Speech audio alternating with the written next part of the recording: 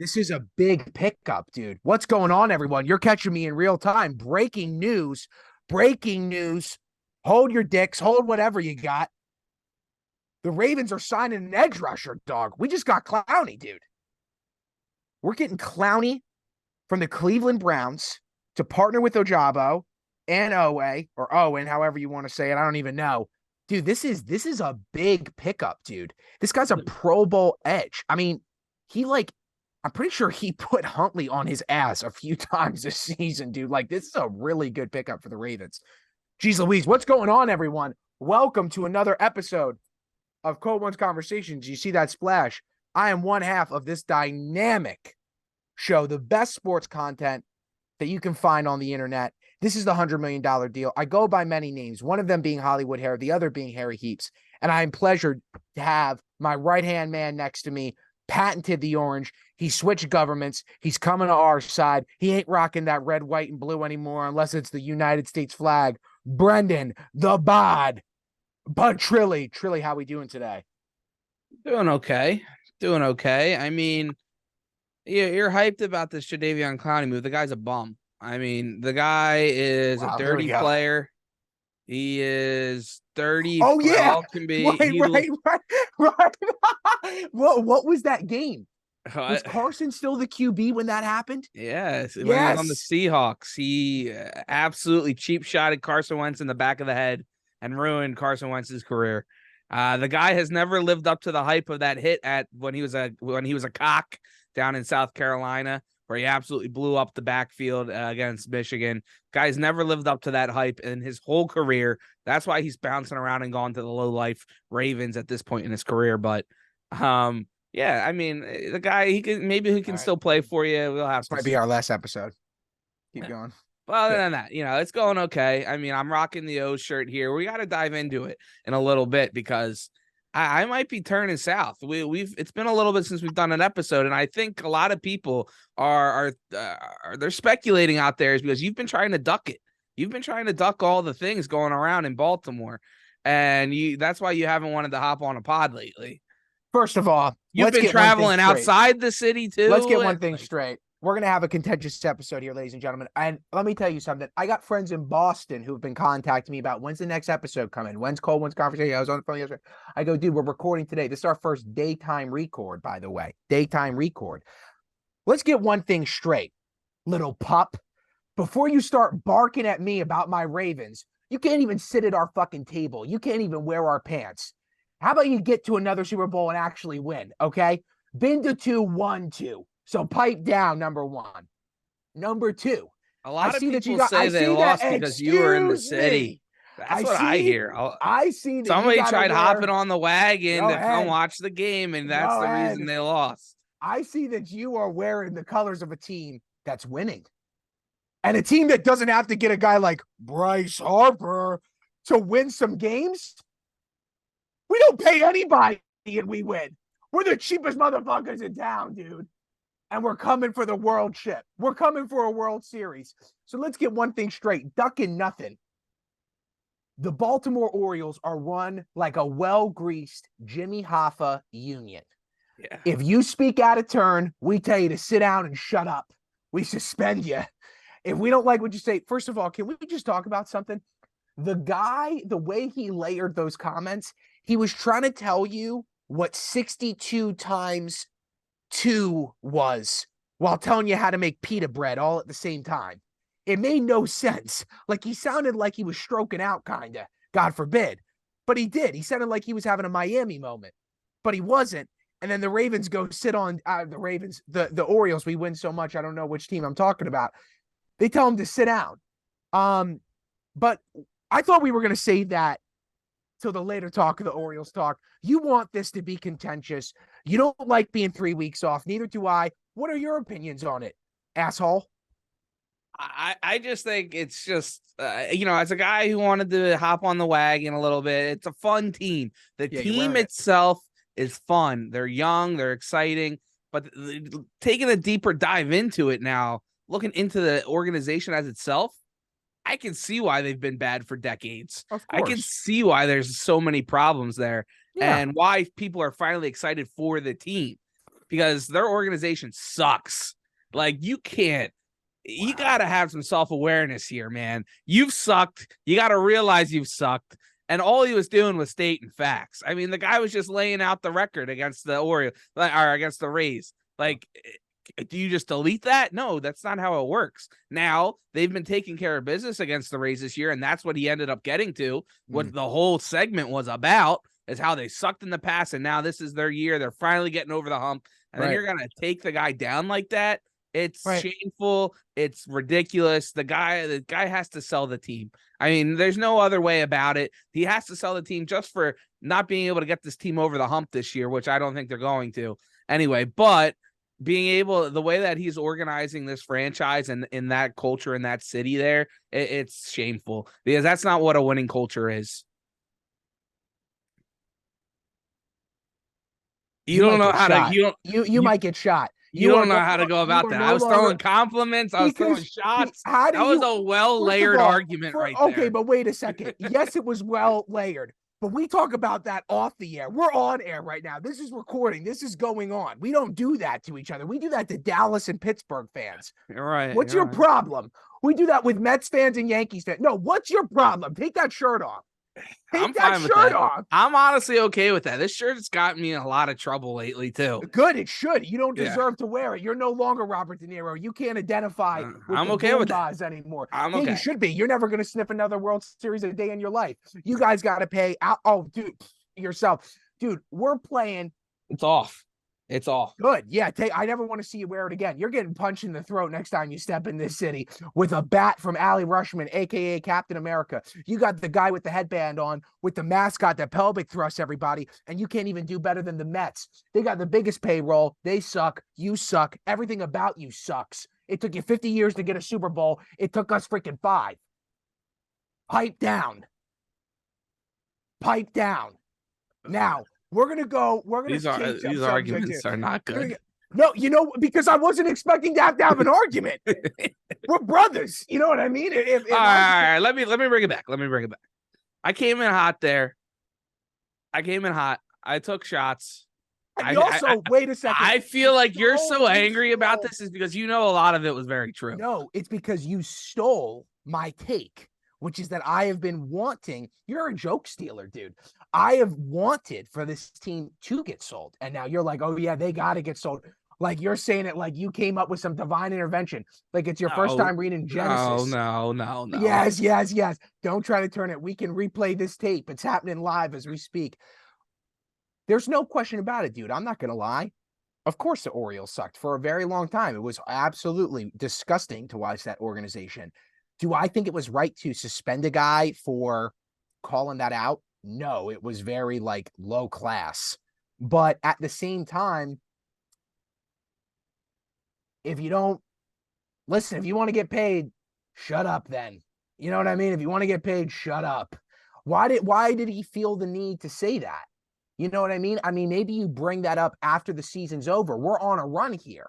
Obviously, it wasn't him. All these pregame are like these arguments in the box, or whatever, in the trucks, as they like to say. All that was pre-produced content that they had lined up, of course, for it. So it wasn't just him coming up with it. All the graphics were pre-made. It's not like he started saying stuff and they pulled it. No, all of this was talked about beforehand that they knew they were going to talk about going into the game. So it's not like that word couldn't have gone back to the owner or whoever the guy is, whatever. Like, that could have gotten to him beforehand, and he could have been like, hey, let's not do that. Like, that's where it comes down to, is why put it on this guy when it was obviously the whole broadcast team was involved in it. When you're just picking on one guy. It's an inside job. It's an inside job. Like that. We're moving off of this. We're talking about the good things. Let's talk about how people needed to hear that. Base. People knew you were ducking it. They needed to hear it. People knew we were ducking it. I've been the first one to own that we've been horrible for years. I've been the first one to own it. That's why I've said, if we lost every game going forward and somehow we didn't make a playoff berth, this season alone is a win. I was saying that 3 months ago. By the way, what did I say? What did I say back in June? Back in June, I said, if in August we are still this good as we are in June, I'm calling an AL championship. And guess what, baby? I'm calling an AL championship. We're going to the AL championship. We might even win the AL championship. I don't know. Houston's going to be hard to beat in a 7-game series, but we're going. But dude, of course it needs to be said. There's no one who doesn't know that the Orioles have been bad. The thing that's just crazy is that I've never seen a sports maybe really outside of Tampa Bay, an organization go from being so low and middle of the pack and below middle of the pack to then rising above everyone. So yeah, of course it's gonna turn heads. People are gonna be like, wait, is that the same team? Did they move like they moved the Colts? Is this a different organization? No, baby.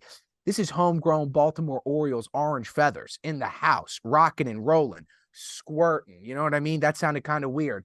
But shout out Rooshman, shout out Gunner. Now I'm done with this part of the conversation. I want to talk about why they're good. Well, exactly. That's what I wanted to get into, because that's what makes that whole situation. It really brings to light the actual stuff behind the scenes of why it is. But the thing that is great about this whole year is because the team is exciting. That's the reason why I the genius that I am. I saw how all the studs that were coming up. I knew I wanted to be a part of that. You don't know anything. These guys are good, hard-nosed baseball players. And you're not a part of anything. And that's why they've won 74 games. Like, it's wild. They're one of the best teams in the second best team in the major league record-wise. I mean, third, actually. Get your stats right. We went down to 3. LA's on top right now. They're a loss behind us. Or a loss in front of us. I see. Well, they got the same amount of wins. So, damn right. All right, but yeah, I mean, they're a good baseball team. They're an exciting baseball team. Damn right. And kind of talking about it, I don't want to bring any more negatives into it, because you might actually. That's what you are. You're the king of negatives. Hey, what do you expect?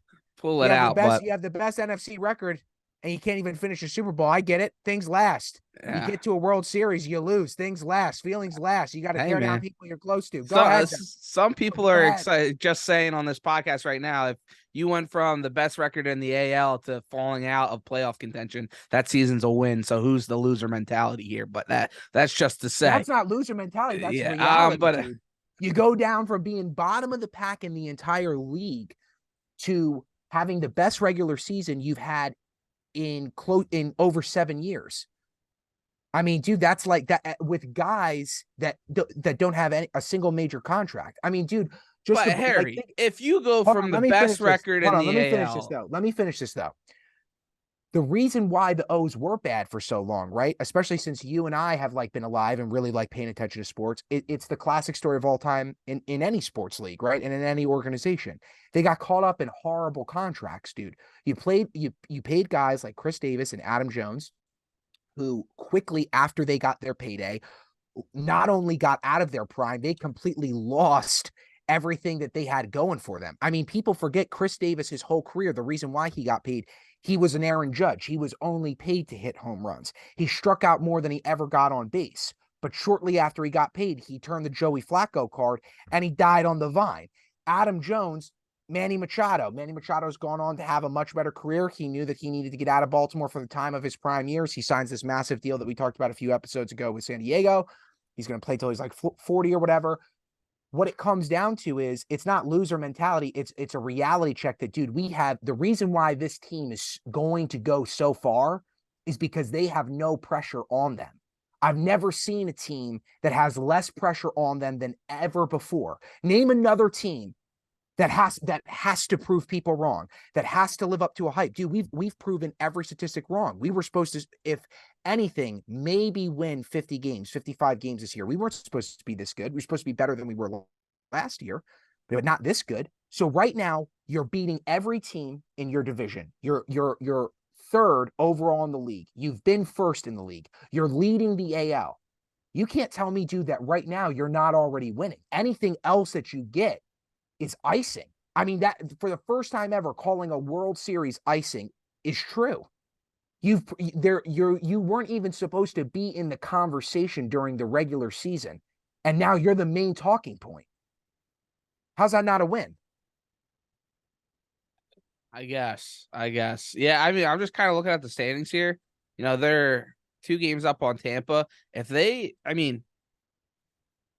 Just looking at it, you go on a slip, and you could be that third wild card spot real fast in the American League.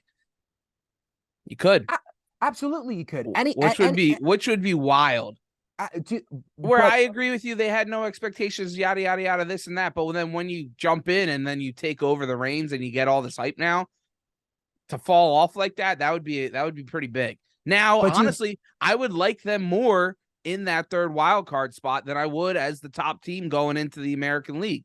I would 100% like them as that underdog. But dude, I don't care where they are, because here's the thing that you got to remember. You're putting that all in the perspective of like, these guys have veteran players. The most veteran two players that they got, dude, are Mullins and Hayes. We're talking about two standalone guys who have been rocking and rolling for our team. But you're not talking about guys that other teams in the league are like, damn, we should go pay them. You're putting an expectation on this organization that they can't act like they've been there before, dude. You got a guy on the roster who's 22 years old, who's running the league right now. He doesn't know anything. He's just playing his heart out. He's playing little league baseball right now. He's loving the game of baseball at the highest level that it can be. So what I'm trying to tell you is, man, I'm being a realist and just being proud of my team. I don't want to. What did I say about Zay Flowers, right? A reason why I was worried about drafting Zay Flowers, even though now he's part of our organization, I'm excited to have him, is because the Ravens have been in that position before where they're held to a standard. You need to go somewhere. You have the patented pedigree to go somewhere. I don't want to put that type of pressure on a kid who's straight out of school, who now knows he must deliver. These guys didn't know that they must deliver. They've been brought up from the minors, dude. You got guys like Matt Castle who have some of the most dedicated history in the MLB. He's not a standalone guy that other teams are coming for and paying for, but he's a guy that's working in our system. So what I'm saying is, I get what you mean. You capture the reins, you lose it. That's a horrible look. No doubt about it. But you can't put that same statistic on a team like the O's that doesn't have a single major contract. You can say that about the Phillies, dude. You guys have a top tier talent. We don't have that type of contract behind us. So you got to just let them ride. I know that it sounds willy-nilly, but when you think about it, it's true, because how could you expect a roster of guys to act like that they've been there before when some of them just got out of college age? It's not saying act like you've been there before. It's this year is going to be a good bookmark for their next 4 years as a team together. Sure. So if they're that team that, oh, we're young kids, we lose it, blah, blah, blah. It was a good run, though. We'll get them next year. You never know. You never know in all of sports, where this guy might not have the same year he does next year, right? Like, look at you have guys all over the place from year to year. You go up and down, right?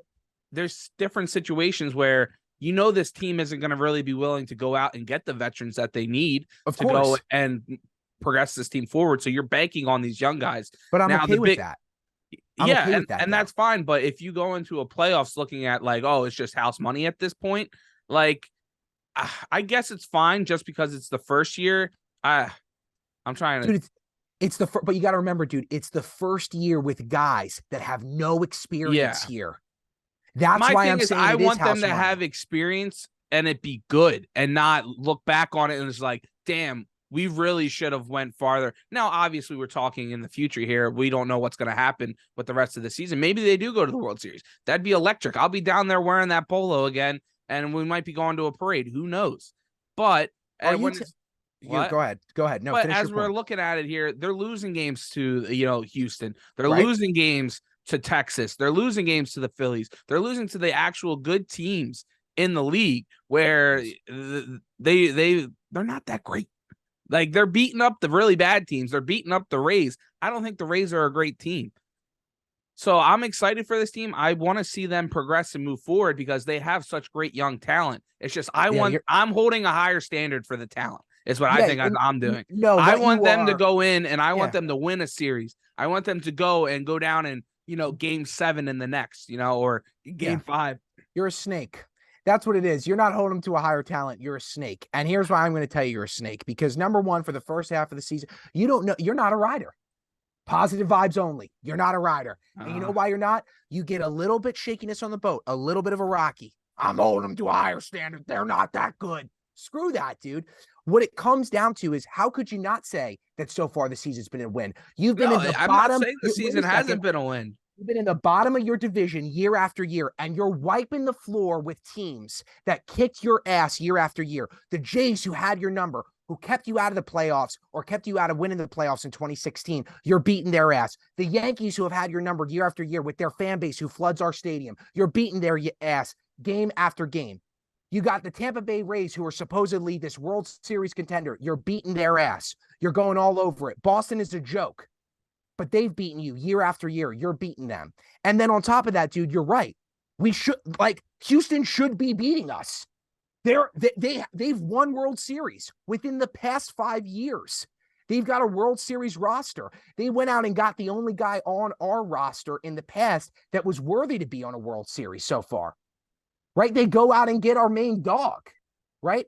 But now you got all these young bucks who, dude, I get what you're saying. You want their experience to be good. You want it to, if you're going to lose well. Have it go in where you got that fire in your belly. I understand where you're coming from there, and then go out and dominate more. But what I'm saying to you is, dude, name me another team who's progressed in any sport, who's gone on a run like this when they were never, ever supposed to be considered. No, it's awesome. It is. So then right there, dude, if you're going to do that, I can't tell these guys what to do. What you're doing is working. But what it comes down for me, dude, is I'm not concerned about winning this year or winning next year. I've said it. This is the next Houston Astros. Give it 6 years. Give it 7. I waited a long time with them losing. I'll wait an even longer time when I get my first sniffs of winning for them to win. I don't care about next year. I want this team to breed in-house money, to get a foundation, to know what it's like. Dude, year after we win a Super Bowl, the Baltimore Ravens in 2013, probably the greatest offense we've had up until now. When they take the field, we'll see what happens. And then what happens? We're going 8 wins a season, 9 wins a season. But you know what we kept? That in-house money of a true defense. Yeah, we lost receivers. We lost Anquan Bolden, right? We lost Torrey Smith. He goes on, wins a Super Bowl with the Eagles. You know, we lose our true run game. Our quarterback steps off. But what do we keep breeding, though? That in-house defense. And then we wait and we wait and we wait, and we get a first-round pick in Lamar Jackson, and we get the best regular season, and he wins an MVP. Do we lose in the playoffs that year? Yeah, we did. But we're building off of a foundation that's been coming. The Orioles haven't had that built, dude. They're building it in real time. They don't have anything to go off of. So these guys are laying the groundwork while producing at the same time. I don't care what they do. If they win, they win. If they lose, they lose. I'm proud either way, bro. I just don't want that groundwork to be a team, that just collapsed all of a sudden. It would only collapse. So here's my interjection to you, though. And this is where you and I are different. Our team will collapse if we would have went out and got a number 1 pitcher and gave a guy up like Gunner. And then you, all right, I see what you're saying. Yeah. That's where we collapse. Okay. We got a little bit. We think we know what winning's like. Dude, that's like saying that. Okay, think about it this way. You're going to hit close to home here. You took shots at me. I'm going to take one at you. It took you a few years to figure it out. You guys, after your first Super Bowl win, you went off and started writing books. And then 2 years later, your division got won by a team with a losing record, while the Patriots went on and won another Super Bowl during that time, who you beat. So all of a sudden, your team at that time thought that they had laid out this groundwork after 50 years that they could go write books about winning. No, you guys they put a statue the next year. You guys thought that you had made a foundation overnight. No, dude, you were setting the brickwork while it was going, and now that turns into Jalen Hurts. That's what the Orioles are, dude. No offense, I don't want the Orioles to react like the Eagles did. Don't go out and get a guy. You don't know what winning is yet. It's going to take you a few more years. You don't have any history of foundational winning. So take your time, take your wins that you're getting right now. Know that it's okay to lose to good teams. You're not losing to bad teams, and you're competing with good teams. That's right. No, you're right. God bless. Go O's, you're fake. I'm Joe Pesci. I'm Robert De Niro. I'm everybody. you're no longer blood. Yeah, Onward. you're right about that. Yeah, I was just looking at it. You lose 2 or 3 to the Dodgers, you lose 2 or 3 to the Phillies, 2 or 3 to Houston, 2 or 3 to San Diego, but you take 3 or 4 from Toronto. You sweep the Yanks. You take 3 or 4 of Tampa Bay. You're taking care of the teams that, yeah, you're right, beat you up for years now. Now you're gonna have to take some time to be able to get to beating up on those Houston, the Phillies, the Dodgers, and that's the next step. All right. So let's talk about real quick. I think we came together. We're back in peace. We did, but I'm setting a new foundation, unlike you. And let's talk about why that is. Because the boys just get on base. They snuggle up with first. They play around with second. They fall in love with third. But damn, do they dominate home. I mean, dude, you look at these RBIs, right? You got Santander dominating it with 65 RBIs. You got Rooshman coming in with 58, a.k.a. Captain America. Gunnar, you know what he's doing down in Towson if you're a listener of the show, with 56. Mullins with 50. Frazier the Kid with 50. And then who can forget about Triple H, Hayes, with 46. But, dude, the thing that's crazy to me is, again, we've talked about, I don't want to get rid of these guys, right? Because they're young. They're building that foundation in real time. And that's because they're on base percentage. And we're not a factual team here. We're not a numbers team here. This crack spot squad, which might be breaking up soon after this episode, who knows? We don't talk numbers, but talk about these numbers of on base percentage. Rooshman with a 362, Santander with a 323, Gunnar with a 322, Hayes with a 321, the King, Matt Castle with a 315. And it goes on and it goes on and it goes on. And the pitching's coming together, dude. I mean, Batista's shown some good stripes. You know what I mean? It's coming. I like the move with the guy from Oakland. So you got to remember, dude. I got to be honest. I never knew you had it in you to be that. See, that's I take the term family seriously. Sunday sauce. When I break bed with somebody on a Sunday, I protect them. You're not like that. Maybe that's that's how you are. That's all right. At the end of the day, dude. Here's all I'm going to tell you. You've seen what the Astros have done, and you've seen the World Series that they've been in, and you've seen the World Series they've won. And you can't deny that right now, this team is on that track with their feeder system. 3 to 4 years later, I'd like to do a Houston Astros move. Go out and get a number 1. Go out and get a number 2 pitcher. Spend that money. But it's going to take you 3 to 4 years to figure out where is that placement. Who are the young? Are Gunnar and Rooshman the real deal? And can everybody follow their tracks? Or there are a few guys that we can afford to get rid of? We don't know that yet. Everybody looks like the golden goose. So if they're a golden goose, why would I get rid of a single one of them? I want to keep those diamonds in the rough. Keep them in the rough. They've been in the rough. Now they're in the muff. That's a Sopranos reference. Very dirty reference, by the way. And I'm not getting rid of anybody. All right. Enough O's. We're the number 1 O's podcast. Go O's. But you're not. I am. Go. Yeah. But yeah. You want to talk about how your team lost? You want to talk about how your team lost? What team? What team? Which one? You come down to M&T. You can't get anything done. You're just in a Super Bowl. In you preseason. Can't get it done. We're talking preseason. All right. I know that you'd be talking about if you got to win, you'd be like, those Baltimore Ravens, huh? What? It was a 1-point game. Eagles, huh? Dude, they tied last night. You see that? A tie. The season's over. Go Dallas. Yeah, it's over. It's Go done. Dallas. Yeah. Giants. But let's kind of circle into it now as we move closer. We got 20 days, Harold. 20 days till bum. Betting's back, baby. Betting's back. And make sure you're clicking that subscribe button, putting the bell on, because we'll be doing our picks. We're gonna come up with a little bit more of a creative way rather than just listing the picks here. I think Harry and I have got some brainstorming we got cooking up here. It's gonna be a lot of fun, so make sure you're tuned in for that. 100% throughout this season here. We're going into season 2 of the betting season. I'm pretty sure we were hitting around 57% last year. Don't quote us. Don't fact check us. We don't what? We don't fact check. Go ahead. Fact check. But anyway, let's kind of move into it here, Harold. We talked a lot of Baltimore to start. We're gonna hit on the AFC East in about a minute here, but I just want to kind of get a little thing off my chest here. The Eagles' defensive line is filthy. And that's all I got to say. I mean, have you seen any of these Jalen Carter, Nolan Smith highlights, dude? Jordan Davis, these Georgia Bulldogs. They are making guys look small. Have you seen the scoreboard? They're 22 years old, man. I mean, these guys are going to come in and not be asked to be double teamed every single play because you got guys like Fletcher Cox, Brandon Graham, Hassan Reddick, Josh Sweat all around them. And they're going to be getting one-on-ones, and they're going to be absolutely dominating. A team that broke the sack record or almost broke the sack record last year, watch out. They're on watch for that because that's what we do. We set standards and we hold them high in Philadelphia. Bad luck living in the past. I mean, dude, the AFC North's kind of running you. You know what I mean? Can't get anything done with this defensive line. I know. Mean, geez Louise, a team that drafted Baker Mayfield in the first round, you can't even beat them. You tie? God. Yeah. Oh, yeah. God. Disgusting. Yeah. I'm sorry we haven't won 24 straight or whatever preseason games. Yeah. It's all right. That's what winning organizations do. That's what they do.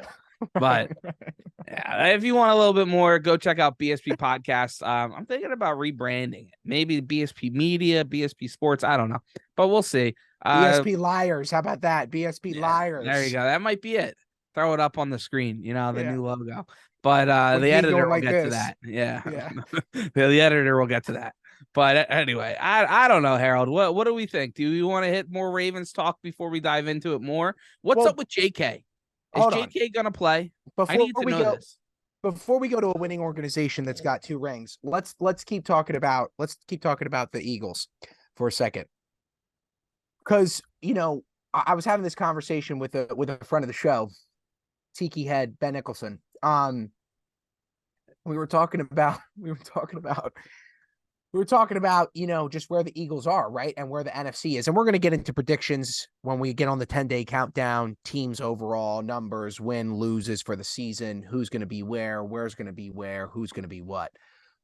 But talking about the Eagles, dude, a team that dominated the NFC, a team that without their starting quarterback for 3 weeks dominated, a team that got to a Super Bowl. The one thing that I'm worried about, man, is obviously every team always takes a step back, especially after making it to a Super Bowl. It could be large or small. Usually teams that win take a larger one. I'm not as worried about the Eagles there. But dude, I mean, you're not getting the preseason done. Your coach looks shaky. I think that the crying at the Super Bowl, he kind of overplayed his hand. No way. Yeah, exactly. People think that he might not be the real deal. I want to know, man, what happens when Dallas wins this division? What happens? I mean, I'm not seeing anything right now that's telling me that the East is on lock. What happens? He's like, the Dallas Cowgirls are going to win the NFC East. Get out of here. They might. I mean, get out of here. What are you guys doing? Dude. You're letting Cleveland tie with you. Oh, dude, who cares? Baltimore, who had a concussed quarterback, is beating you. You got JT, Justin Tucker, the blessed, the Catholic priest. Dude, he's money, 60 bro. yarders 60-yarder, yeah. Dude, God bless. If you redrafted the NFL, you can make a consideration that he's a second-round pick. He's in my opinion, he's a top 100 pick of every player who's ever played. 100%. He's the guaranteed guy's money. Points. Yeah, he's money. But anyway, yeah, I mean, Dallas, they're going to be fine. But when it comes down to it, I look at the quarterback positions. I look at the head coaching positions, and they have 2 incompetent people there that I am not fearful of them in any way, shape, or form. When I look at my sideline, we're not there yet with Nick. He's building his way up there. But I know I look at my quarterback. He's a dog. You know, you look at Lamar at times, right? He could be a dog. And you look at them. Yes. You know, I want that ball in their hands in the last 2 minutes. And it's a shame that the ball got taken away from Jalen in the Super Bowl and couldn't get it back in the last 2 minutes. But it is what it is, right? Because that would have been electric. You want hit the ball in his hands, and that's what it means. Where, you know, the Eagles, you're right, they can take a step back. You have 2 brand new coordinators, offense and defense. We'll have to see how they call the plays, right? That's always a big topic, right? In all of sports, and let alone just Philadelphia. Everybody harps on the offensive defensive coordinators. You lose some guys on defense, but you're replacing them with young, proven talent from Georgia and Alabama, right? But they have to come and they have to play like they did in college. That's a big step, moving from college to the NFL. So, yeah, there are a couple question marks, and you'll have to see where it plays out. You have to stay healthy like you did last year. Obviously, that's a given. I was at a thing the other day, and this stupid guy. This is what makes the Dallas hatred so real. The guy's at a Phillies convention getting autographs from all the old Phillies players, all Phillies up. and he's sitting there talking with somebody. Oh, I'm a Dallas fan. You know, all you Eagles fans are so ignorant and this and that. Like, if Jalen gets hurt, you guys are done. I'm like, yeah, right. No crap, buddy. Yeah, you lose your starting quarterback, you're not going to be the same team. I'm like, that's how stupid you are. But anyway. Can I just say one thing? Yeah. That's not in Baltimore's blood, dude. We had Tyler Huntley go down to freaking Cincinnati, who's supposed to be a Super Bowl contender every year. Held him to like but you didn't touchdown. win. We're beating that ass though. Beating that ass. You didn't win. Yeah, did you win? You want to tell me that we didn't win the Super Bowl? Did you win that game? Your brakes no, you didn't. off. So zip it. All right, we're competitive. I know you're mad at me for going at your own. Your brakes fall off. We're gonna hit a break here. We're gonna come back and talk about a winning organization. That's the Baltimore Ravens. We'll see you in a moment. We're back. We've had a lot going on this episode, but you know what? This is Cole Wins Conversations. And we always say this is a $100 million deal, and we're going to get a $100 million deal. Even with contention in the virtual room, we're going to get the $100 million deal. I'm proud to call Trilly a friend. I'm proud to call him a snake. Let's talk about the Baltimore Ravens real quick, and then we will do another division breakdown. So, Trill, this has been a big year for, OTAs and practice and preseason for the Ravens because there's been a lot of movement, right? Lamar gets signed to the offseason up until Jalen Hurts getting signed and, so on and so forth. It was the biggest contract. We get a guy like Odell Beckham Jr. You're bringing in the top tier, second best tight end in the league in Mark Andrews. You got Roquan Smith signing a $100 million deal, one of the best defensive talents that you can have on a team. But, dude, I think the thing that stands out more about this Ravens squad through these practices, through what we've been seeing through OTAs, through this offseason, who are the guys that we've drafted and who are the guys going to their sophomore season? And I got a hot take for you. The guy who I loved the most, first-round pick for the Ravens from last year was who? Tyler Linderbaum. And I'm telling you right now, that center is going to have the best sophomore season that a guy could have. He's coming in. He knows how to work with Lamar. He's not throwing it over his head where Lamar's going to get concussed like the last guy we had in there. He's going to have a good year, dude. I could see him being a Pro Bowler. This offensive line is going to have to keep Lamar safe, especially now with Lamar having some really good air talent in Flowers and Odell Beckham Jr. outside of Mark Andrews. They got to give Lamar time to sit in the pocket. I think that Linderbaum's going to dominate that. He's going to lead the pack. Again, just going into his second year out of Iowa. Dude's a beefcake, number 64. He'll be a jersey that I'm done in the season. But I really want to talk about, dude, what we think from OBJ. OBJ this a few weeks ago, might have been just a week and a half ago, he had that statement, man, where he's like, I'm playing like this season might be my last. There's a very good chance that I retire. Now, do I think that that's true between you and me? No, I don't. I see Odell Beckham Jr. having a great season, mid-season. We're in week 10, week 11, and we re-sign him to another 2 years. And he ends his career in Baltimore. But I do think that this guy is going to stand out in a massive and major way. I don't really want to talk about the defense because the question is the offense. We know what the defense is going to bring. They're going to bring the pound. They're going to bring the hurt, and they're going to get after the quarterback. Any way you like it, they're going to be putting Cincinnati. They're going to be putting Joey Burr on his behind every week in, week out, and we're winning the AFC North. I don't care what Colin Cowherd says. Lamar Jackson's coming for it. But what I want to talk to you about, man, is this is, I own it. This is a dude. Don't even get me started about Cowherd too. You see some of the takes. We'll get to it in a minute, but sorry to break up. But he's been flying off the handle. He has. He needs to get an Orioles union slap. You know what I mean? Sit down and shut up. That's what I say. But before we get into that, dude, I mean, this is a prove it year for Lamar, right? We've gotten him weapons. Now, I'm on record. We're both on record of saying that we do believe that the Ravens need one more true number one receiver talent outside of Mark Andrews. We'd like Mark Andrews to be the 2. That would be ridiculous. That would be dynamic. You'd make an OBJ the best number 3 to ever exist in the NFL. But I know that Lamar's up to the task, man. You're looking at, listen, I know it's pads. I know sometimes it's two-hand touch. I know that they got the bubble marshmallow going on in the helmet half the time. But this kid can throw the ball, dude. The connection that I think that he's going to be making strategically with OBJ always loves to get locked in with whatever quarterback he has. And Lamar is a dedicated QB. You saw, dude, within 2 weeks of OBJ being signed, within OBJ being signed in 2 weeks after the draft of getting Flowers, he was flying Flowers and Odell Beckham out to do reps before the preseason, before the pads. Before OTAs, he was with them. That's what quarterbacks do. That's what good quarterbacks do, but not all quarterbacks do that. But what I'm saying is this is a guy who doesn't want to just be a quarterback that got paid. He doesn't want to go down that route. He doesn't want to be a Kirk Cousins. He doesn't want to be a Joe Flacco to deliver Super Bowl, but he doesn't want to be a Joe Flacco. He doesn't want to be a Eli Manning.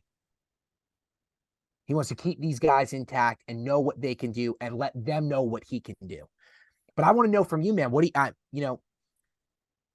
my last point that I'm going to give here, and this is why I'm harping on the offense so much, is I'm going to make the argument that last year, everybody knows it, the most exciting division to watch was the NFC East. All of those teams were competitive. Outside of really the Commanders, all those teams were competitive. Every week they had a chance to win and win very well outside of their competition, right? I think that's the AFC North this year, dude. You've got Lamar Jackson now with Odell Beckham Jr., the defense, John Harbaugh, Super Bowl winning head coach. You've got one of the best quarterback receiving duo talents in the league in Jamar Chase and Joe Burrow. You've got a top 5 always, top 5 defense, top 10 defense without a doubt, top 5 coach all time in the Steelers and in Mike Tomlin. And now, dude, you've got Deshaun Watson, who's everybody has forgotten about, an MVP, a guy with a losing record who threw for over 2,000 yards with a full season of OTAs, a full practice season under his belt with his receiving core with the Browns. It's going to be an exciting division. But, dude, I know that this Ravens squad can hold up to it, dude. You talk about Kenny Pick, too? We don't name guys that are going to be out of the league in 2 years. Keep going. We don't talk about those guys. I think it's definitely. I mean, Mike Tomlin hasn't had a losing season as the coach of the Pittsburgh Steelers. So I mean, that's right, brother. Just that alone, TJ Watt gets healthy. I mean, they got some talent on their offense too. Don't sleep on that Pittsburgh team. Everybody's hyping up George Pickens. Deontay Johnson's still there. I don't know where Najee Harris. I mean, they're good. They're a good squad out there. I know. It's like saying the C word, but it is what it is. I mean, a Steelers team's going to be good this year too. So no, I hear you. It's going to be a very tough division. It's going to be interesting the way that it kind of shakes out there because there's a lot of talent. And the Ravens, we said it before going into this offseason, they needed to make moves to keep up and advance. Yeah, brother. To be able to keep competing for this division. Now they were able to sneak into the playoffs, battle in the playoffs last year, right, with a backup quarterback. And, you can't just keep banking on that. You finally locked up the guy. You got him moving forward. You finally got him some weapons that he trusts in. And it's going to be interesting to see. Is this team going to move towards a more air raid offense where the past 5 years it's been heavily on Lamar's legs and the running back by committees there? What's going on with this team? Like, what's up with JK? Is Gus healthy? Is JK healthy? Who's the running back? Gus is number 1 right now for sure. And JK is healthy. They've cleared him. Yeah, he's been in practice. They're not going to run him in preseason more than 1 down, but he's in full pads and fully practicing. Oh yeah, he's completely healthy and ready to go. Are they moving away from that running attack offense to more of let Lamar try to cook through the air now? Or is it worth I'm speaking for fantasy owners here, maybe. Yeah. Is it worth taking a JK, have him as a second running back on your squad? Oh, without a doubt. I mean, we both know to win in this league, you got to be able to throw the ball more than you run. I mean, listen, the Eagles got to a Super Bowl and an NFC championship by running the ball, and by throwing the ball and running the ball, but they won a Super Bowl by running. But the rest of the time that they got there to be a top seed in the NFC, it was by throwing the ball. And the Ravens have not done that yet. Now they've gotten guys who are going to take pressure off of Andrews because what was the key? We talked about it a million times. Put 2 guys on Andrews, triple him, and let's see what Lamar can do. Because it was hard, dude. I mean, I also didn't understand for a while we're keeping Oliver in the block. How many times did I say that? We draft a receiving tight end and we put him in the block. That's not his job. That's not what he did, right? 100% our DNA is kick him in the teeth, run it, kick him in the teeth, run it, kick him in the teeth, run it. And that's still going to be part of our DNA. But Odell Beckham Jr. didn't come here to run down your throat, run down your throat, run down your throat. He came here to catch, came here to score touchdowns. We got Zay Flowers because they believe that somehow, some way, this kid with his speed and his talent, he's going to be able to separate from any corner or any DB that's in the league right now. And he's going to be able to take pressure off of OBJ. He's going to be able to take pressure off of Andrews. He's going to be able to take pressure off of Oliver. So yeah, dude, I think that, I mean, you give a quarterback $255 million, he better be able to throw that ball all day long. And Lamar Jackson is. The thing is, now we have a true offensive line. We've got true talent at that receiver core. We're going back to that 2013-esque, right? When you had Pitta, a top tight end. You had 2 top wide receiver talents in Anquan Bolden and Torrey Smith, right? You had Ray Rice, a top back. We're seeing, Ken Edwards and Dobbins stay healthy to be that top back. I believe that they can. But the question about running backs is, we know it. The more time you put on those miles, the quicker they're out of the league, right? I think that's better for these guys in this instance for the Ravens. We're going to be throwing the ball more. We're just going to need him for strategic position. But absolutely, is Lamar going to be zinging and zanging all over the field when he sees fit and scoring tugs? Yes, he will. He's the boy, Ocho. Yes or yes? All right. No, it's going to be interesting to see that this team kind of make that next step, right? Where they've always been able to run that football, and that was their identity. Yep. Now it's going to be put up or shut up time for Lamar. He's got the contract. He's got Absolutely. the receivers. It's go time, Lamar. So, I'm going to be hounding you on this JK thing. You're with a brand new OC. You're with a brand new OC. That's the only thing you're with a brand new OC. I mean, you think about it, dude. Every year that Lamar has been here, he's not had an offensive coordinator longer than 2 years. He's on a Tua route. Tua's never, not injury-wise, but coaching-wise. He's never had an OC longer than 2 years. You can't build a connection that way. Now, Todd Monk is supposed to be here. Tom Monken is supposed to be here for the long haul. That's why we went and got a guy with that patented history in NCAA football and college football. We're bringing him up because we want this guy to be able to bring Lamar to the next level, right? But just remember that. It's a brand new OC, brand new wide receiving core. There's going to be hiccups, especially when you're dealing with a division as deep as ours. You're not in a division that the Saints are in where they're going to run it, right? You're not in a division like the AFC South where the Jags should run it. You're in a division with killers at the quarterback position, at the wide receiver position, at the defensive position. You are swimming in deep waters with great white sharks. So now we gave Lamar that money because we believe that he can swim with the best of them and win. He's the Megalodon, to keep the aqua example going. He's the Megalodon. Dude, it's gonna be tough. I mean, that division is no joke. Yeah. Yes or yes? No, it is. It's gonna be an exciting thing to watch. Make sure you stay tuned here. We've gone real Baltimore heavy today. Well, they're a winning organization. We're real Baltimore heavy today. Let's kind of transition in here. Let's do a preview. All right. Let's do it. Let's do the AFC East preview because this is going to be another division that is going to be stacked. Yeah, you got the Dolphins, the Bills, and the Patriots at this point might be in the gutter of this with the Jets coming up with Hard Knocks and Aaron Rodgers and all the hype now. Yeah, man. Are the Even Patriots? What about Zeke? Oh, sorry. Yeah, feed him. Zeke's there to bring him to the promised land, dog. Yeah, man. I mean, let's start. Where do you want to start there? Do you want to start with? Are the we got to introduce the show topic? We got to introduce the show topic. This is first, last, and who's caught in the middle. This is first, last, and who's caught in the middle. So we're here. We're back. That's my fault. It's all right. We're first, last, and who's caught in the middle. I got points, dog. I'm ready to go. I mean, dude, I've been hot on the AFC East for a while. I put a future in on them well before they ever got. I put a future on a team to win that division well before Aaron was going there. But let's get into it, dude. Who do you want to start with? You want to start with last, or you want to start with first? You want to start first? Well, I was setting up the last. So okay, let's start with that last, baby. Do you think Bill Belichick will actually allow his team to be last place in the AFC East? I don't think it's up to him to allow it, dude. You got Bill Belichick. He decides everything. He does. Oh, he's the mastermind. Oh yeah. He's the BlackRock of the NFL. It's a finance. Dude, I'm having great references. Aqua now finance. That's a company for all you people that don't know what money is. We do. We're getting $100 million deal, but we love our fans without money. We don't have money.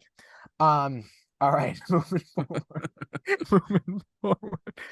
Dude, I mean, you're going in with this putz at quarterback, and you're going against 2 top 10 talents week in and week out in your division. And you're going against a Miami squad that on paper One of the best teams in the NFL. I don't know how they can't be the bottom of the division.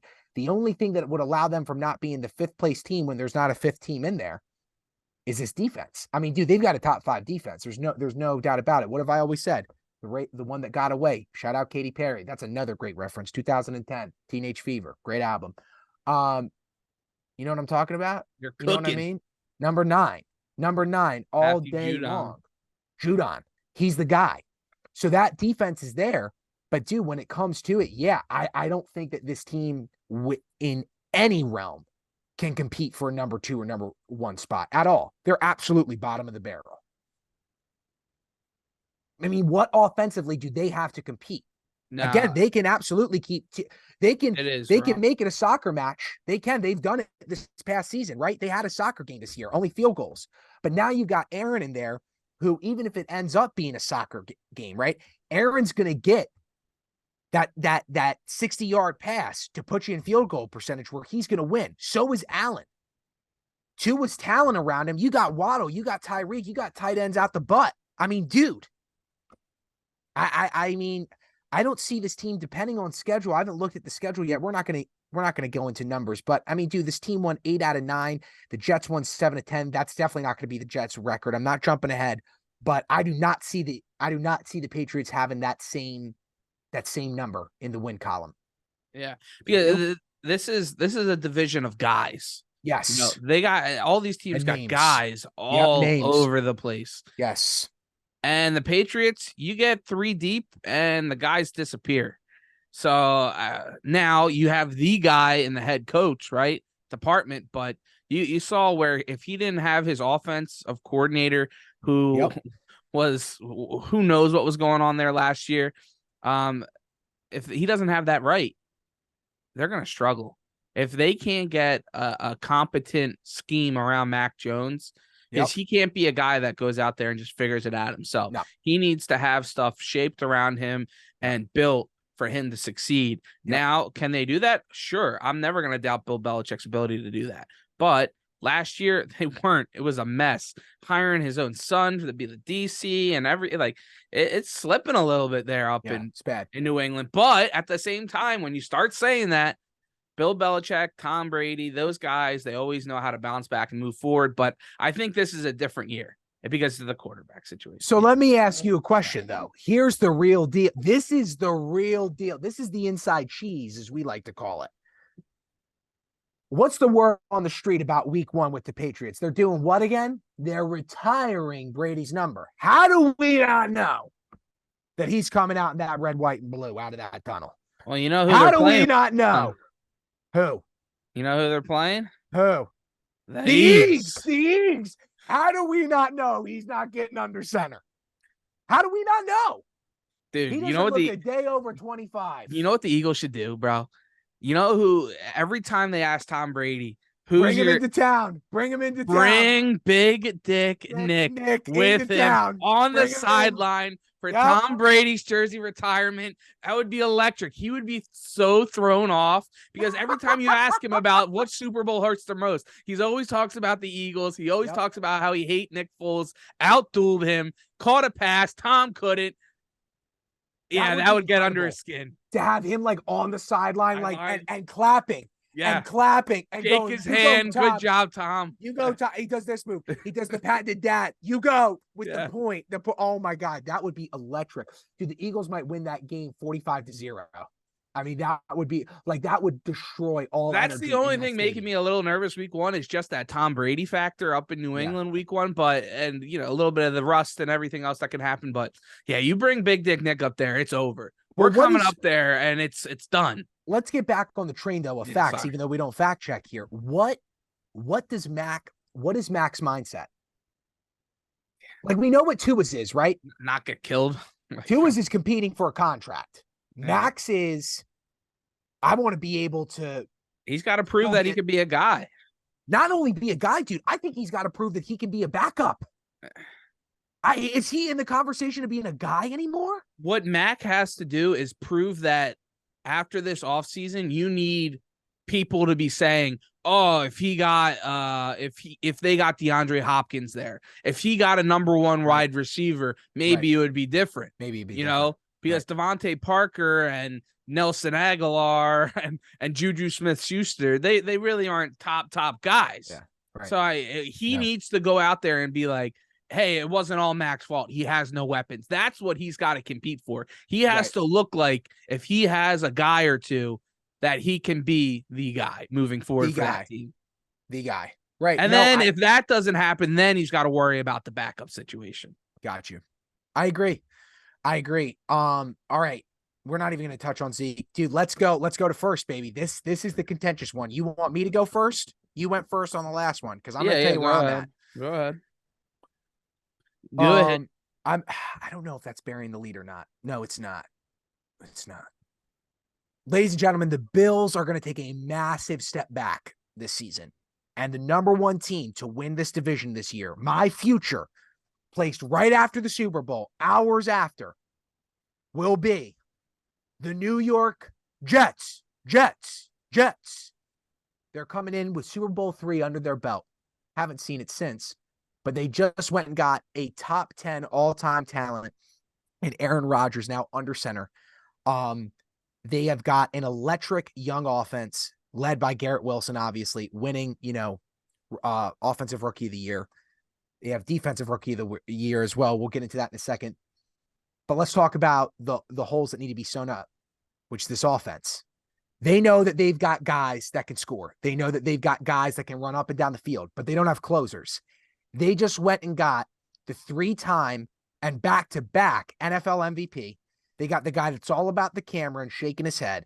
They got the guy that's won a Super Bowl. They've got the gunslinger who makes the gunslingers look like jokes, Aaron Rodgers, wearing Ocho, no less. Wearing Ocho. When you put that 8 on, dog, you're in a different realm, bro. You're in a different realm.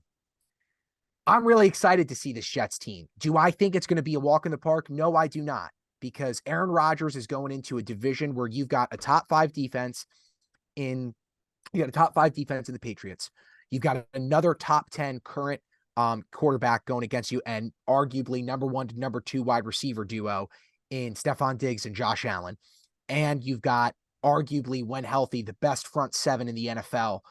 Number 1, number 2 best front 7 in the Miami Dolphins. Also going against Tyreek Hill and Jalen Waddle, that no matter who's throwing the ball for them, will make something happen for their team to be competitive. Do I think that the Jets are going to have a season like the Bills did, 13-4? No, I do not. But do I see them winning more than 12 games? Do I see them dominating their division? Do I see them eating the cake of, wow, I am really throwing out some things there. Do I see them eating the cake of the Patriots? Yes, I do. Do I see them making the Bills at home?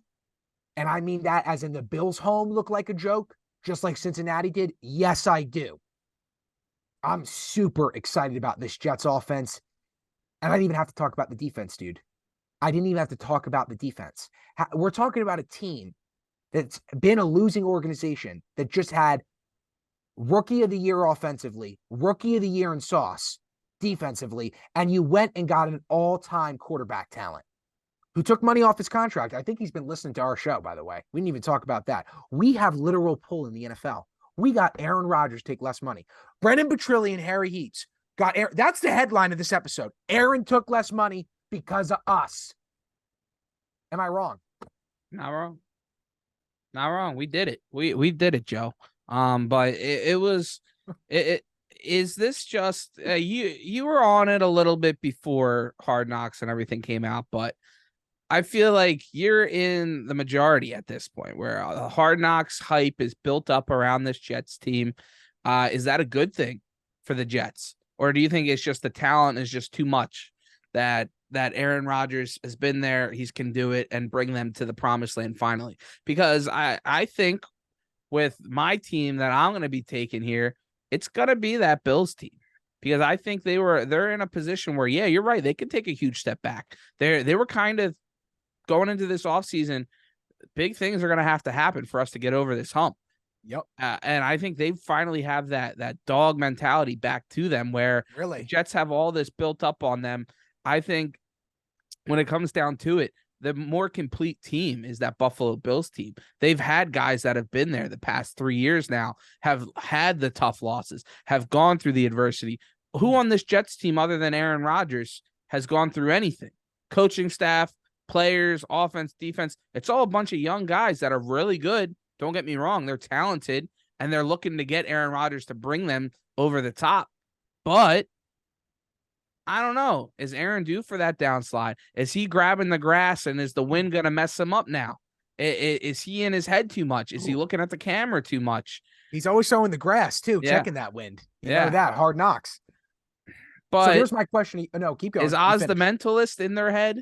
Is he is he giving Aaron some psychedelic thoughts now going into the season? They're smoking PCP before a game, 100%. But I don't know. I think it's going to be those two teams competing at the top. Okay. But I definitely think that the Bills are definitely in a better spot than this Jets team. Is it just the hype coming into the season for the Jets now? What's going to get them over a team that's been there the past 3 years? I'm going to tell you what it is. I don't even have to tell you about the Jets. I'm going to tell you why you're wrong about the Bills. Are you sure that they're dogs? Or are you sure that they're not just feeling the sweat on their forehead, dude? No, it's a good question. You've got an off season where there were rumblings, even during the beginning of practice without pads, that Stephon Diggs wants out. Supposedly that wasn't real. Oh, it 100% was real, dude. I mean, Josh Allen came out and squashed it pretty fast. I know that's their job and everything, but he had to go out and say something. Josh had to go out and say something. Yeah, no, I get you. Josh had to say something. He wasn't there, dude. You were supposed to be the dominant squad. You had Cincinnati come on the road to you, playing in your weather conditions in deep snow, and they took it to you. Are you sure that they're not thinking about that? That's not the fire under their belly? And it's not a fire under their belly like, damn, we got to hold ourselves to a higher standard. It's like, how did we fuck up that much? No, it's like we have no more excuses this year. This is the year we have to get it done. Dude, let me tell you another thing about why I'm telling it. How is it that all season long, while you and I were taking bets, we're the main bookies in town. How is it that Dalvin Cook has been on the market and the Jets get him before the Bills do? A team that's relying on their quarterback, who we've said, my patented line is, who's Josh Allen? He's Big Ben 3.0. You think that dude can keep taking hits like that and have longevity? You don't go out and get a true running back? Dalvin Cook, absolutely. I'm not saying that he's in his prime, but he is not far away from it. He's got years still to play, dude. They got his younger brother on the Bills. They got his younger brother who didn't do anything for him. They did not have a true run game all season long. He struggled, and I think they're expecting him to take that next step up now this year, is what I think the road they're going down. Now, are they going to be right doing that? But you also have money tied up in everywhere. You can't afford to give a running back $9 million or what, 8.4 or whatever he got. I think that's all it came down to. Now, that being said, if you are in all out, we have to win now. Screw the luxury tax. You figure out a way to get a number one running back. But they didn't do that. So, but what does that go? So here's my last point before we move to who's caught in the middle. What did I say about the Bills when they lost to Cincinnati at home? Do you remember what I said? Do you remember who I compared him to? We've done a ton of episodes. You might not have. I said that this Bills organization is doing what with Josh Allen? They're doing what Green Bay did for the last 7 years.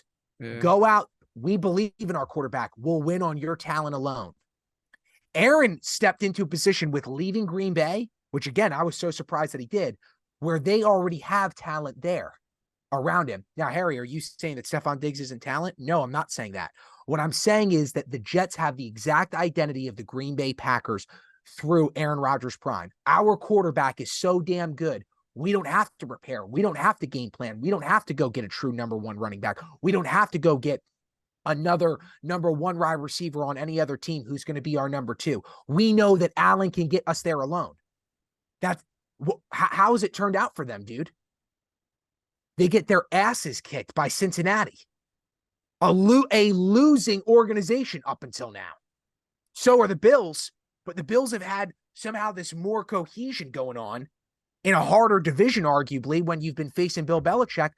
They just believe that Allen can go out there and win, dude. You're looking at the Jets right now. They're going full speed ahead. They see that Dalvin Cook's still on the market. We can get him for cheap. Is he the end-all, be-all? No, he's not, but he's another piece of our arsenal. Yeah. That's why the Jets aren't ended in number one. Now, let's talk about who's caught in the middle. Do I go first or no? You go first, actually. I mean, the team that's caught in the middle, it's the Dolphins. But we haven't talked about two. We haven't said who's two. Two's the Bills. Two's the Bills for me. Two's the Jets. Or the Jets. Okay, two's the Bills. Two's the Jets. Hey, 2 and 2. You know what I mean? We're playing a little 2v2. Who do you think would win on a 1v1 basketball game to 21? Just you and me. What do you think? Dude, I can shoot it, man. You can? Mm-hmm. I would. Are we calling fouls or is this street ball? We're calling fouls if it's egregious.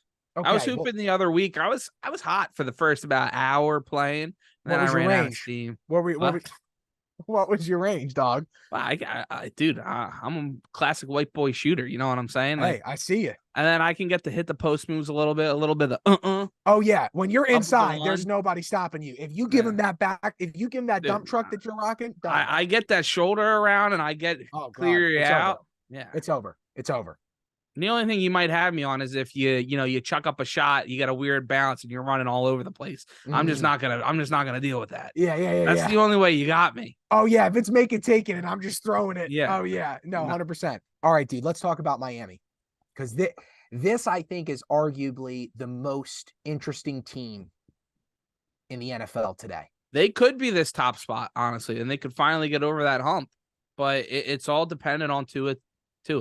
I was gonna try to go for the last name. Yeah. Stroke of Agaloa. You know it. and the Miami Dolphins. We've had to cut a lot from this episode. That might have to be another one. Dude, I mean, what's crazy to me is, I was having this conversation with somebody. We were talking about how there have been this past season, there were 2 such insane close calls, and God forbid and God bless that neither of them happened with DeMar Hamlin and Tua, right?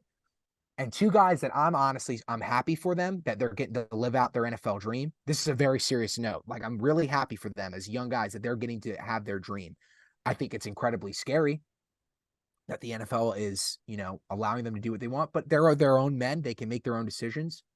But you went out, you fleeced the Rams for Ramsey. Now he's out for a couple weeks. That defense is still going to be really good. But the question just is, dude, I think that this is where not that Tua gets exposed from being injured. Tua's going to get exposed by being outplayed, dude. What was I saying the whole time when you and I would have episodes about who should be the real team going after Aaron? Miami. Miami should be that team. Have Tua sit behind him. You just had a team that had one of the best defenses in the league that brought it to you and brought it to your offense with Tyreek Hill that went 7-10. They just added a top 10 QB now. You got 2 top 10 QBs. Dude, they had a chance to beat the Bills. They had a chance to beat them with Skylar Thompson. But do we think that they can get over that hump now with now having 2? You're not talking about Zach Wilson here anymore, bro. Miami went 9-8. I see Miami having a 7-10 season right now, dude. But that's a totally different conversation with a different quarterback. You had Derek Carr in there. Their first 4 games to start the year is going to be very telling. Who are we talking about? Miami right now? Yeah. You got Chargers, Patriots, Denver, Buffalo. Chargers, Patriots, Denver, Buffalo. Okay, so you've got a top 10 you've got a top 5 QB. Highest paid QB in the league. Highest paid QB and top 5 QB, right? That's New England's got to play tough divisional game. Top five defense. Yeah. Russell, it's a make it or break it year. He's going to be Denver, playing with his brakes off. But yeah. He's going to be playing with his brakes off. And then who was the last? Buffalo. And then another top 10 QB into the division. Stephon. Yeah. So that first 4 weeks is going to be interesting. How many of them are on the road? At the Chargers, at the Patriots, home against Denver, at Buffalo. Holy crap, dude. And then they're home against the Giants, home against Carolina. Well, that's good. That's bread and butter, especially at home. But geez, dude, you get a rough start like that on the road, that can set a lot of bells and whistles off in the wrong direction. Yeah. And then they're at the Eagles. Oh, well, we know how that's going to end with a Miami dub. But we're not talking about the NFC East. Don't respond. Shut your mouth. This is the Union. Let's talk about it, dude. We're saying right now, I'm going Jets, I'm going Buffalo, I'm going Miami, I'm going Patriots. You're going Buffalo, you're going Jets, you're going Miami, you're going Patriots. What do we I'm see? going. You're not? You're putting Miami at bottom of the pack. No, I'm thinking about putting Miami too. Wow. Oh, I like that. I don't hate that. Oh, I like over that. the Jets. Wow. I'd Well, put no, them I over mean, the you're completely Jets. wrong. Oh, well, then, yeah. I mean, this is why, yeah, I got to I cut don't like ties. the Jets hype, man. I think if Aaron gets behind the 8 ball, this offensive line might be an actual problem for him. Wait a second. Do you think it's hype? I'm not talking about hype. I'm talking purely. I am not basing my argument at all off of hype. I'm basing my argument all off of I think that Buffalo is now completely exposed to who they are. And I think that that's going to make them crumble. I'm not worried about what the Jets can actually do. I think that the rest of their division is crumbling and they can capitalize off of that. I don't see it that way as the thing Okay. I'm looking at. I think Buffalo's still going to be a top team. I hear what you're saying that it could be that could be the thing where they do crumble, but I just don't see it in that Buffalo team. And I can see this Miami team taking that next step, or this Miami team doesn't. They crumble they're blowing it up and they're going to try to find a quarterback. Right. That's where it's going to be for those two squads. So I could see both sides of it here. But where I'm looking at it is I see the talent on both of those squads with the coaching staffs that they have on them to be able to get them and prevail them over a Jets team where I don't love Robert Saleh as that head coach. I don't love Hackett being the I think he's the QB coach. He's not even the OC, I don't think. No, he's the OC. Oh, he is? Oh, okay. Yeah, the QB coach, I don't know who it is, but he's the OC. But yeah, like I just don't love that situation there. They have all the talent in the world, but you got to remember there's other parts around it. It's not just the players, it's the team. The coach is putting the players in situations to win the football games. I don't know if they'll be able to getting Dalvin Cook is going to be huge for them, but they're going to have to run the football to build this offensive line up because I think it's going to be a bigger issue than what people are thinking moving in. Aaron Rodgers isn't going to just be able to sit back there and sling for 300 and 400 yards a game. But that's why they went and got Dalvin, dude. That's why they went and got Dalvin. And you got to remember this. But the biggest weapon that Jets squad has is not Aaron Rodgers. And I'm going on record by saying that. It is that defensive line and Sauce Gardner.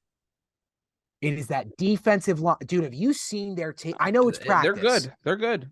But the way that those guys are going to get after Tua, oh my God. The way that those guys are going to get after Fat Feet Mac, the way that those guys are going to get after the guy who loves to be a big, strong man and take the hit, and Josh Allen, they're going to put him on his ass all day long, dude. That is the structure of this Jets hopeful. I mean, dude, I'm riding, and remember, I got money on this. So I'm putting my money where my mouth is, literally. You drove up to the border to place the bet, or is it legal in Maryland? Oh, it had been legal, but I made the bet. I made the bet in Waters. Last season I couldn't. Yeah. Well, we won't talk about that. The government might be listening. Yeah. Are we upping our ante this year, by the way, for the HTPL? What do you mean? Well, usually we do $15 for the lock. Are we going to 25, 35? Dude, I work in radio, man. I don't got a lot of cash. Ladies and gentlemen, thank you so much. I bet the HTPL to build the bankroll, you know. Yeah.